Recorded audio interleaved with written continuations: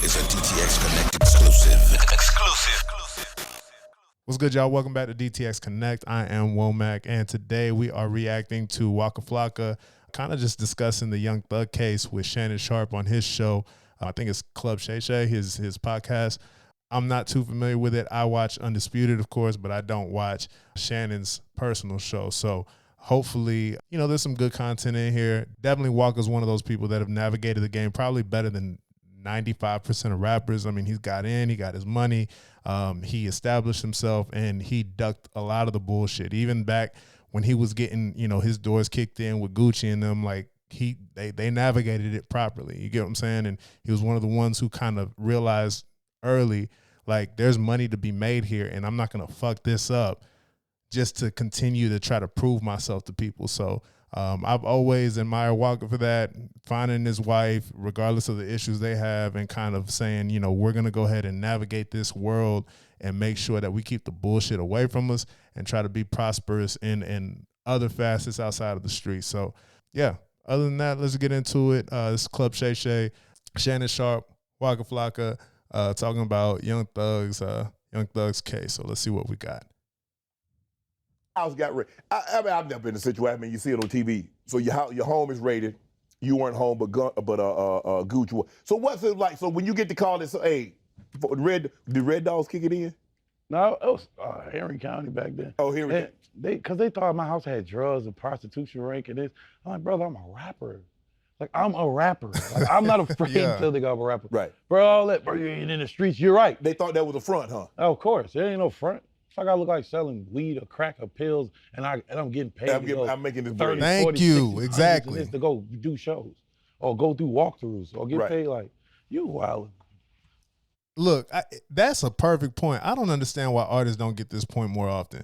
Fam, you're doing shows, let's call it 4 days out of the week, at 20, 30, 40,000, 60,000, $100,000 a pop. Most of the time, people aren't even realizing that this is money that nobody in rap has ever gotten. I think it's lost most of the time that this is new, right? Getting $50,000 a show is new. Like, you got to think about it this way.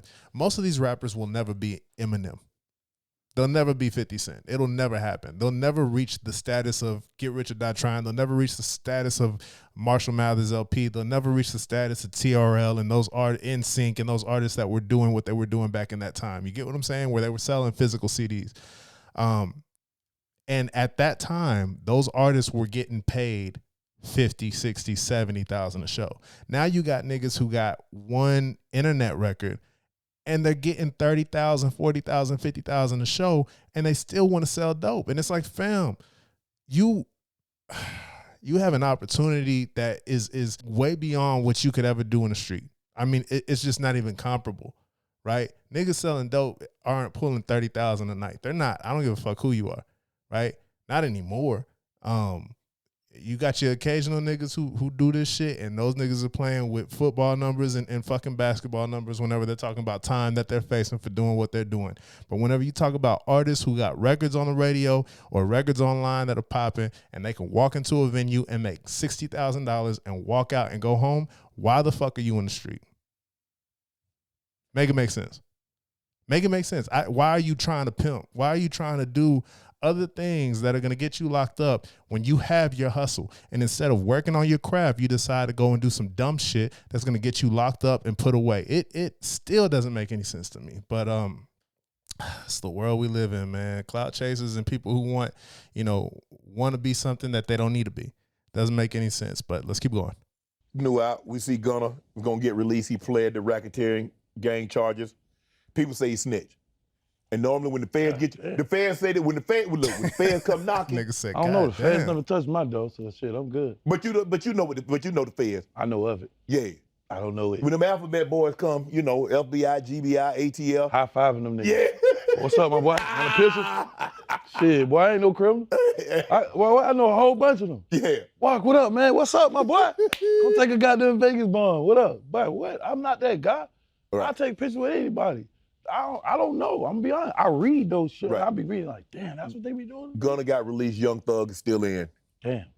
Hold on. I know. Now, Waka know what the fuck he's doing right now. we know who Waka is, and the allegations that were brought up against Waka about what he was doing in the street. We everybody knows Waka's story, at least who's a fan of Gucci. You know what I mean? And saw Waka come up under Gucci, so niggas know what Waka was about and know he wasn't on no bullshit. But yeah, I mean that's how you play it, bro. What is the purpose of looking hard for what? For who? For who? Like what does it do for you? Like being the tough guy, being the guy who's gonna slap somebody, being the baby. What does it do for you other than fuck up your opportunities in the future? Listen, nobody questions if the baby will smoke a nigga. We know. So what does that do for you now? Nobody questions if the baby will fight a nigga.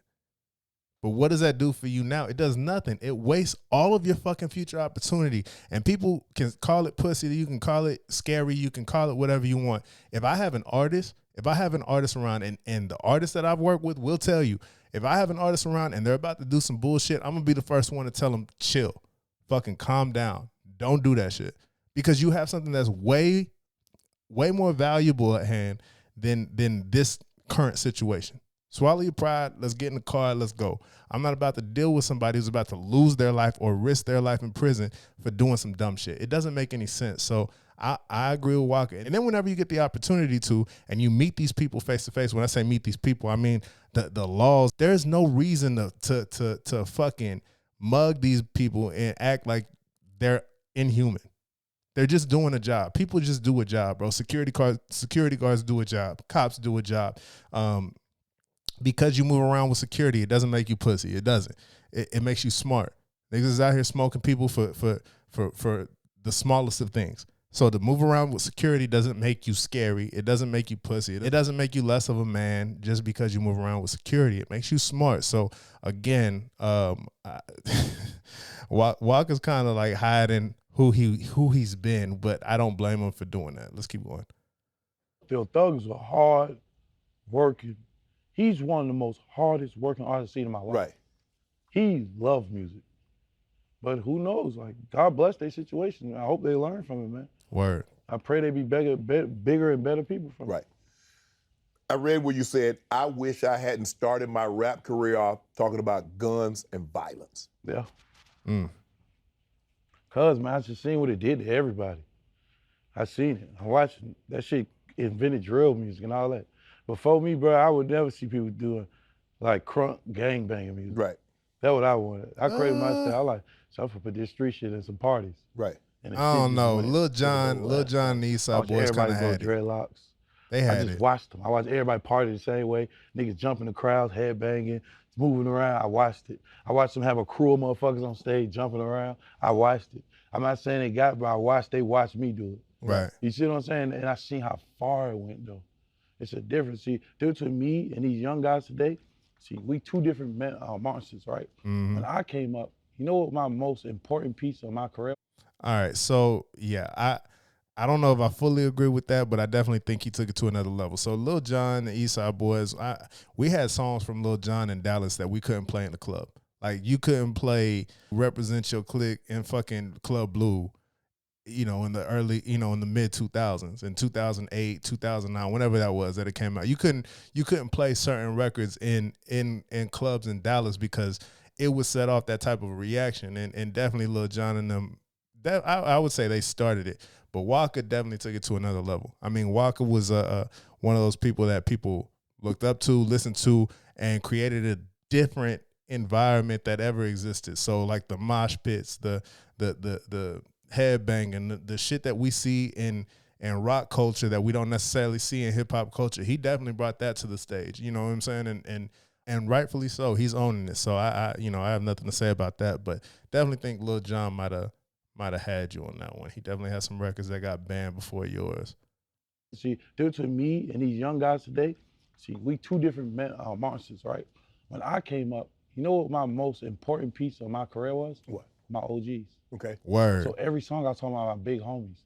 These young kids today, they think they the big homie. Mm-hmm. And I'm here to tell Is it you. a lack of respect? And I don't care about that, because I don't even think about a nigga disrespecting me. I'm telling them young guys, hey, that's your self-destruction button. You got to tap into people growing than you, older than you. Exactly. I'm telling you, don't ever let these people that's doing business talk to you like you're a man, because you're not. Because you're not. Nigga, you young. Exactly. I can't stress how important it is to get in contact or be around people who have already been in the positions that you're in. It's the most important thing. I mean, I remember being 15, 16, 17 is when I started moving around Dallas for real.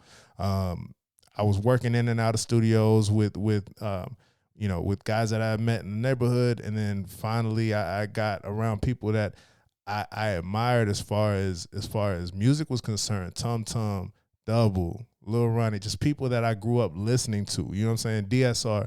And when I was moving around with them, this was before I was even old enough to get into clubs. I was 16 years old.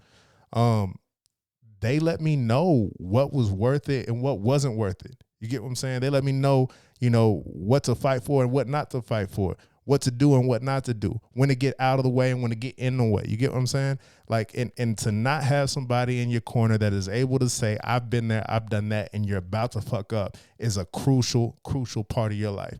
You got to have these people in your corner, especially when you're a young dude, especially when you haven't been in this business. You definitely have to have somebody who's older, who has been in this position, who can tell you where you're about to fuck up and where you're about to go wrong, especially when it comes to business. That's the biggest part. These people want to go in these meetings. These kids want to go in these meetings and they want to act like I know it all. I've done it all. I've seen it all. You don't know shit. You don't know shit. You go into a meeting with somebody who holds your publishing in their hands. They own the future to your career in their hands. And you don't want to listen to anybody else except the advice that you got from the homies on the block. That shit don't make any fucking sense. You got to swallow your pride. You got to get somebody around you who's been there, who's done that, and can tell you exactly what the fuck to do and not do. And until you swallow your pride and you get to that point, we're going to have artists after artists after artists who are going to constantly fuck up. They're going to find themselves in jail and they're going to find themselves in shitty record deals. That's just going to be the case, because until you fucking figure out that you have to have somebody in your corner who's done this, you're always going to repeat this cycle, right? This is why whenever we find people, we find artists who have those mentors, they do great. Kanye, Rihanna, like Jay-Z is the perfect example. Jay-Z did all of this stuff before they even walked through the door. Rockefeller was established before Kanye walked through the door. Rockefeller was established before Rihanna walked through the door. And when you have somebody who's already been there, they can guide you through those landmines. But if you're going to be a person that's just going to sign to a nigga who just figured some shit out, good fucking luck. Good luck. Because I can promise you probably got nothing but headaches coming your way. But, to each their own. Let's see what we got. They gonna get you that way. So for me, I always kept some older people around me, and I don't care what happened in my career or how I went, it created who I am today. And that was the biggest blessing I ever had in my life. Word. Because I was raised around OGs. Is rap music blamed for the gun violence in the community? Hell No. It's the person. Hip hop is not dangerous. It's the man that's rapping. Word. Exactly. My hip hop career is not dangerous. Right. Yeah. So let me ask you this. You rapping about this, okay? You're trying to get noticed. Your debut album, you rap about what you rap. Once you make it, should you stop? Should you change your messaging? I'll tell you this. Shit, if you still rap about gangsters, you're alive. Word. Yeah. I stopped rapping because I ain't doing it no shit, more. I never knew life. Yo, my nigga, I skydived. I walked down Barcelona. Yeah. I never knew this shit exists. Right. Yo, I never even went to festivals before I became a rapper. Right. I was in the crazy. streets. I never knew about festivals. I never even heard of that shit. Right. You got street guys going to festivals doing gangster shit. That's crazy. What are you doing, nutbag? Right. No, I'm just telling you, that's not my life, man. My life is just, it's not about drilling and killing and spinning. I'm not about to kill y'all, nigga. What are you talking about?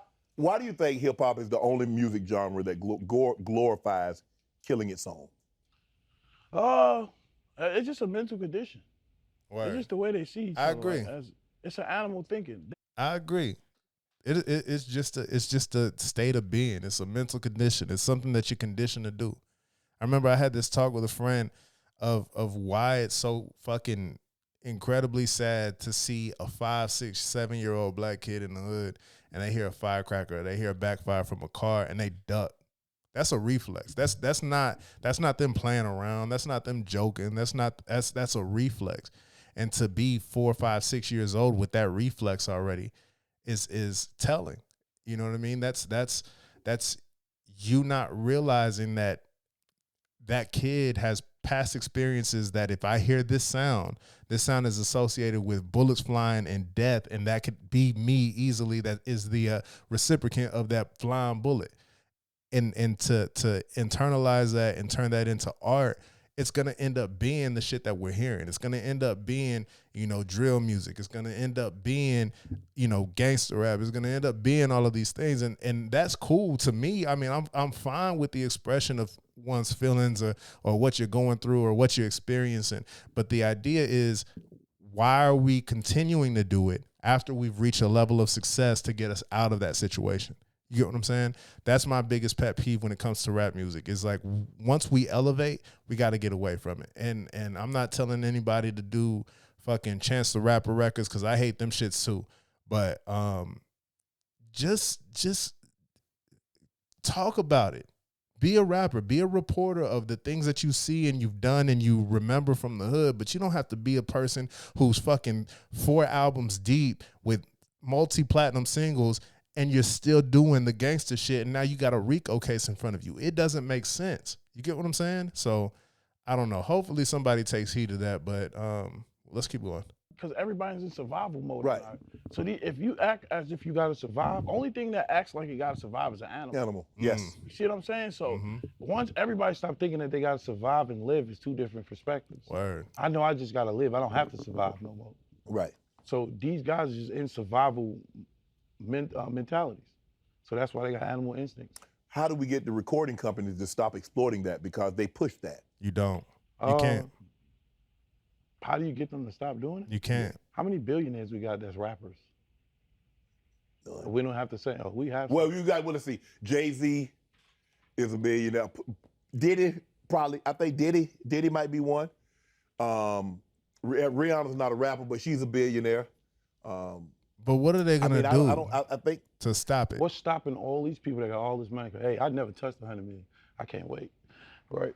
Me either. I cannot wait. I'm talking 100 million liquid, not just having 100 million. I don't care what 100 million. 100 million. I can't wait to have 100 million puzzle pieces. I don't want 100 million or something. That's true. But I ask you this, right? Yeah. What's stopping people that got all this money just saying, hey, look, y'all, let's all put 100 million in. Let's create a major label. Let's create a distribution company. Let's get our It won't happen to us. It's not about making money, it's about keeping. It won't happen because the records won't sell. That's why it won't happen. That's why it's not happened. We've had it before. We've got Chance the Rapper. We've got Cole. These are anomalies in the system, right? They're the exception, not the rule. So whenever you look at artists that preach positivity and they make it, like LaRussell. I love LaRussell. I think he's a talented young kid, but I also don't think the market is going to allow for 30 LaRussells to flood the market. You got one, right? You got one who can do this. Chance the Rapper, you had one who could do this. And we see with Chance, the music wasn't able to keep up. And he's not selling like he sold before. So whenever it comes to this, the reason that Jay-Z, Rihanna, and Diddy can't put money in to create a major and supplement artists who have nothing but positivity to push is because the records won't sell. And it's not you're no longer on a business mission, right? You're no longer doing business. You're working for a fucking nonprofit damn near at that point, just trying to put positivity in the world. And that doesn't make any sense either. So I don't think that's the solution. I think the solution is to teach artists money management and get mentors around them that are going to keep them away from street shit. That's the only thing you can do, right?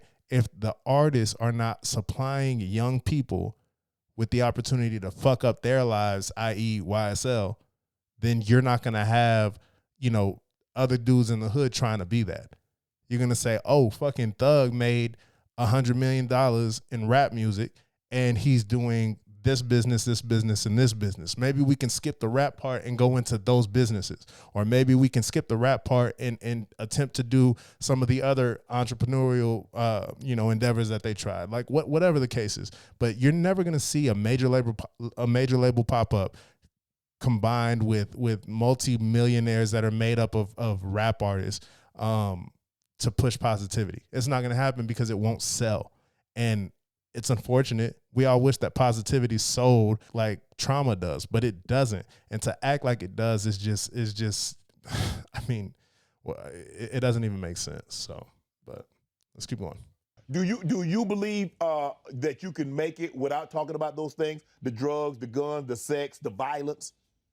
Can you have a rap career without? I just heard Chance the Rapper.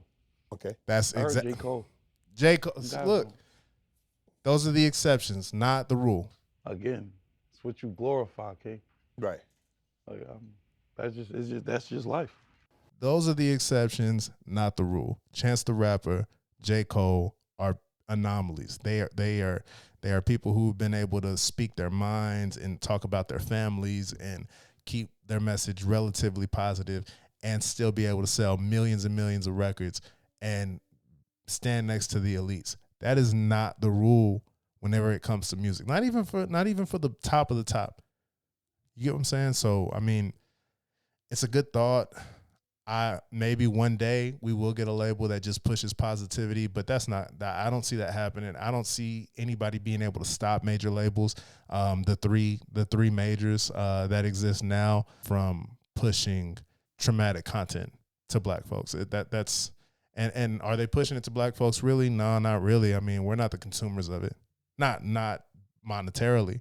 So it's a slippery slope. But overall, man, I like where Waka's head is now.